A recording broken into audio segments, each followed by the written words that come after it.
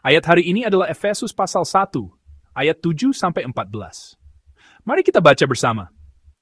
Sebab di dalam Dia dan oleh darahnya kita beroleh penebusan, yaitu pengampunan dosa, menurut kekayaan kasih karunia-Nya, yang dilimpahkannya kepada kita dalam segala hikmat dan pengertian. Sebab Ia telah menyatakan rahasia kehendak-Nya kepada kita, sesuai dengan rencana kerelaannya, yaitu rencana kerelaan yang dari semula telah ditetapkannya di dalam Kristus sebagai persiapan kegenapan waktu untuk mempersatukan di dalam Kristus sebagai kepala segala sesuatu, baik yang di sorga maupun yang di bumi. Aku katakan di dalam Kristus, karena di dalam Dialah kami mendapat bagian yang dijanjikan. Kami yang dari semula ditentukan untuk menerima bagian itu sesuai dengan maksud Allah, yang di dalam segala sesuatu bekerja menurut keputusan kehendak-Nya, supaya kami, yang sebelumnya telah menaruh harapan pada Kristus, boleh menjadi puji-pujian bagi kemuliaan-Nya. Di dalam Dia kamu juga, karena kamu telah mendengar firman kebenaran, yaitu Injil keselamatanmu. Di dalam Dia kamu juga, ketika kamu percaya, dimeteraikan dengan Roh Kudus yang dijanjikannya itu. Dan Roh Kudus itu adalah jaminan bagian kita sampai kita memperoleh seluruhnya, yaitu penebusan yang menjadikan kita milik Allah untuk memuji kemuliaan-Nya. Amin. Doktrin bahwa kita diselamatkan hanya oleh iman adalah salah satu doktrin inti dalam kekristenan. Namun, ada satu hal yang perlu kita renungkan, yaitu apa yang dimaksud dengan iman di sini. Di dalam gereja, kata iman yang sejati sering digunakan, dan iman seringkali diartikan sebagai tingkat kepercayaan kita kepada Tuhan. Oleh karena itu, kita sering mendengar ungkapan seperti, orang itu punya iman, atau orang itu imannya lemah. Melalui pemahaman seperti ini, iman bisa dipahami sebagai tingkat kesalehan yang dikumpulkan dan dibangun oleh individu di hadapan Tuhan. Jadi, yang secara tidak sadar tertanam dalam sepsi kita adalah pemikiran bahwa kita dapat mencapai keselamatan melalui iman pribadi yang kuat, iman pribadi yang kudus, dan kesalehan yang telah dibangun dengan baik. Namun, pemikiran seperti ini adalah pemikiran yang salah. Ini adalah pemikiran yang sesat. Mungkin terlihat wajar jika kita menerima keselamatan sebagai upah yang sepadan dengan kesalehan yang kita bangun, tetapi doktrin Kristen tidaklah demikian. Dalam doktrin keselamatan, hanya oleh iman, tidak ada ruang bagi usaha atau jasa manusia sedikitpun. Slogan hanya oleh iman, ini tidak menunjuk pada iman sebagai jasa atau usaha manusia, melainkan sebagai sarana untuk menerima kesetiaan Tuhan yang tidak pernah melepaskan kita yang berdosa, serta kasih karunia dan kasih-Nya. Ayat 7 dari nas hari ini bersaksi tentang kebenaran itu. Dikatakan demikian.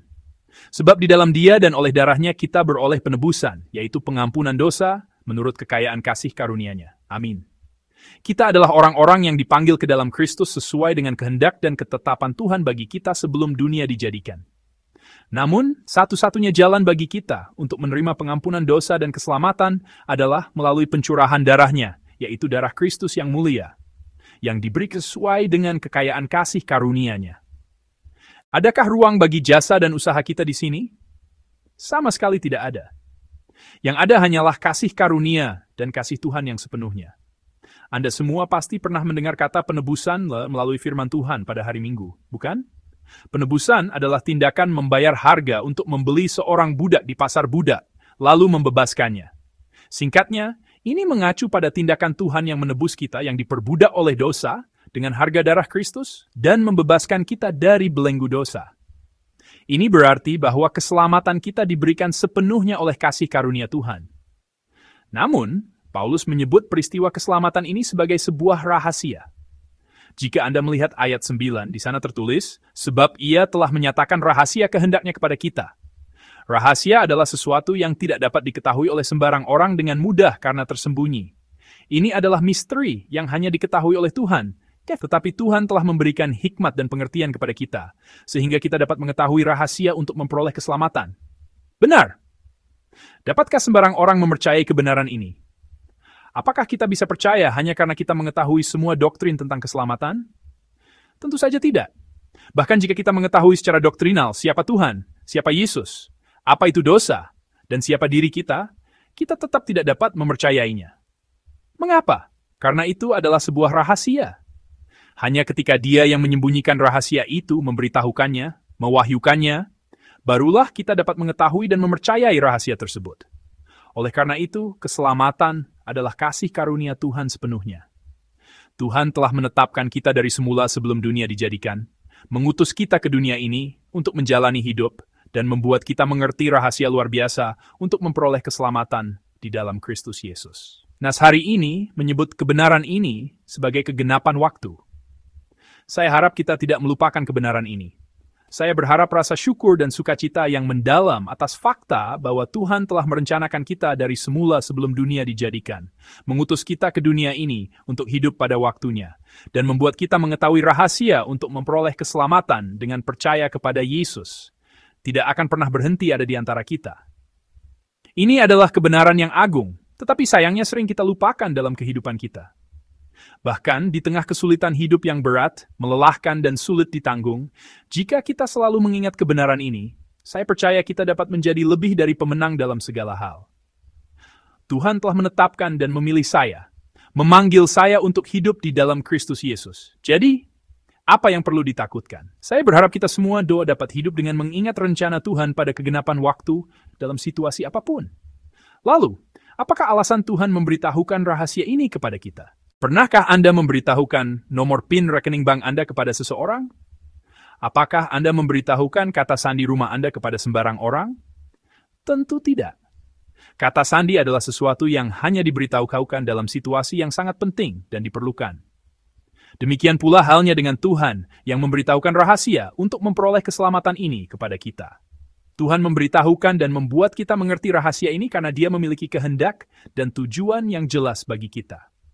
Jika kita melihat ayat 10, di sana disebutkan tujuan mengapa rahasia itu diberitahukan. Ayat 10 mengatakan demikian, sebagai persiapan kegenapan waktu untuk mempersatukan di dalam Kristus sebagai kepala segala sesuatu, baik yang di sorga maupun yang di bumi. Amin.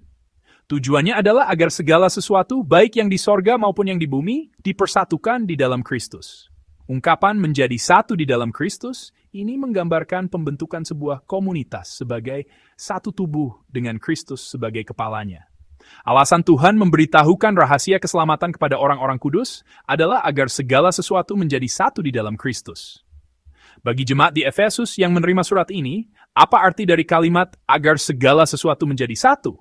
Pertama, ini berarti orang Yahudi dan orang bukan Yahudi menjadi satu.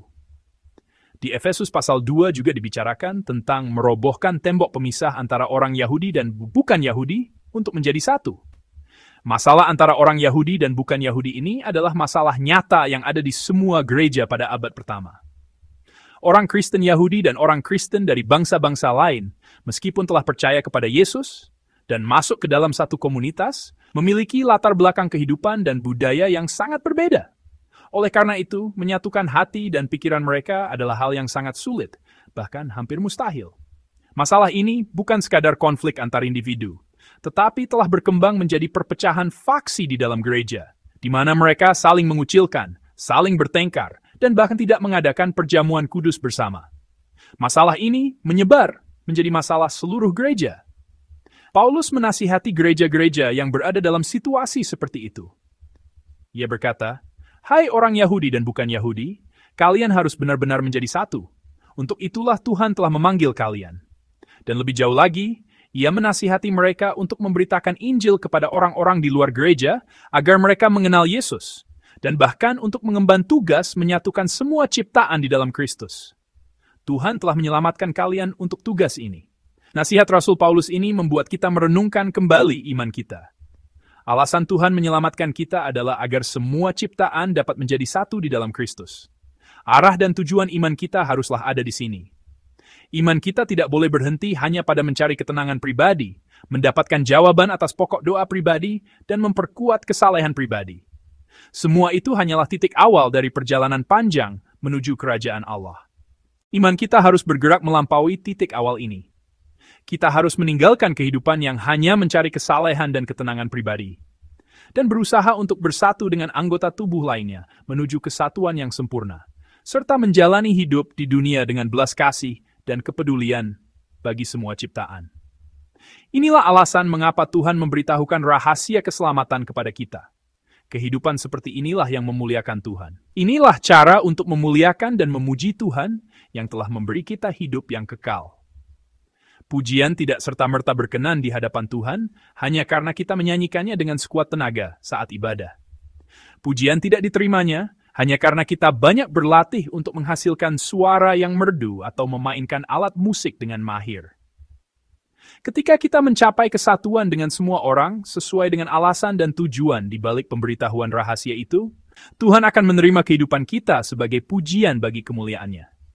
Jika Anda melihat nas kita di ayat 6, serta di ayat 12 dan 14, ada frasa yang diulang-ulang. Frasa itu adalah supaya puji-pujian bagi kemuliaan-Nya. Pada akhirnya, alasan Tuhan menyelamatkan kita adalah untuk menerima pujian bagi kemuliaan-Nya ini. Pujian bagi kemuliaan-Nya ini tidak lain adalah saya dan Anda menjadi satu. Gereja dan dunia mencapai kesatuan di dalam Tuhan. Dan lebih jauh lagi, seluruh ciptaan mencapai kesatuan. Ketika hidup kita didedikasikan dan dipersembahkan untuk pekerjaan ini, Tuhan akan menerima hidup kita sebagai korban pujian, sebagai persembahan yang hidup. Dan melalui hidup kita yang demikian, Dia akan mewujudkan visi kerajaan Allah. Nas hari ini berisi sebuah kisah yang luar biasa. Di satu sisi, mungkin terdengar seperti cerita yang biasa, cerita yang diketahui semua orang. Namun, cerita ini adalah sebuah rahasia. Ini adalah sesuatu yang hanya dapat kita pahami jika Tuhan memberikan kasih karunia. Dan hanya jika Tuhan memberikan kasih karunia, kita dapat mengalihkan pandangan kita yang selama ini hanya tertuju pada diri sendiri, kepada orang lain, dan kepada dunia. Saat Anda berdoa pada subuh ini, berdoalah memohon kasih karunia itu. Ingatlah bahwa hanya ketika Tuhan memberikan kasih karunia, kita dapat lebih dalam memahami dan bersyukur atas kasih Tuhan yang telah menyelamatkan kita. Maka berdoalah memohon kasih karunia.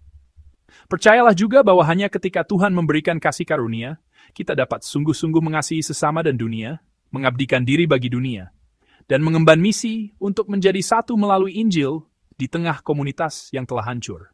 Maka berdoalah memohon kasih karunia.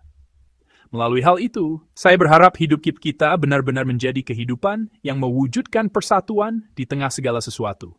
Tuhan akan menganggap doa dan hidup kita yang demikian sebagai pujian bagi kemuliaan-Nya dan akan menuntun kita sesuai dengan kesetiaan-Nya. Saya dengan tulus berdoa agar kasih karunia ini ada di antara kita semua.